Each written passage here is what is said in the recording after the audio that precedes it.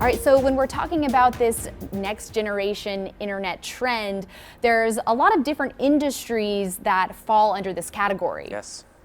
The way to think about it, our strategy, we have top 4 level themes in this strategy. We focus on e-commerce, we focus on cloud, fintech increasingly, and artificial intelligence. These are kind of 4 broad buckets that most of our companies fall under.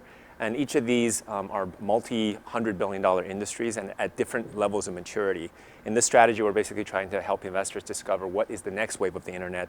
Lots of people talk about kind of today and FANG. A lot of that is in the past. So being active managers, we're trying to trace the path forward for the future. And with it being in the middle of the holiday shopping season, I think a lot of people are focused on e-commerce in particular. So what are you seeing in that space that is really shifting?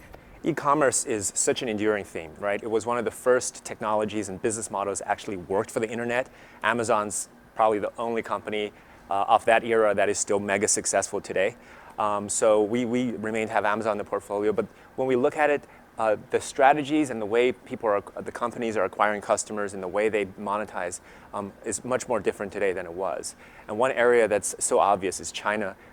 They have e-commerce penetration as a share of retail that's twice as high as the US. They have by far the most advanced e-commerce penetration globally. And a company there that is just completely rewiring the way people buy online is called Pinduoduo. PDD is the ticker. And that's one of our top positions in RKW.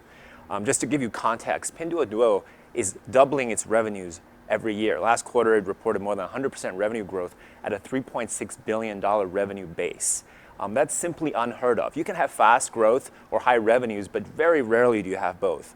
Amazon, when they were at about $3.6 billion in revenues, was growing at 30%. So it's growing 4 times the scale of revenue, just given the conditions of China and where we are in the internet cycle.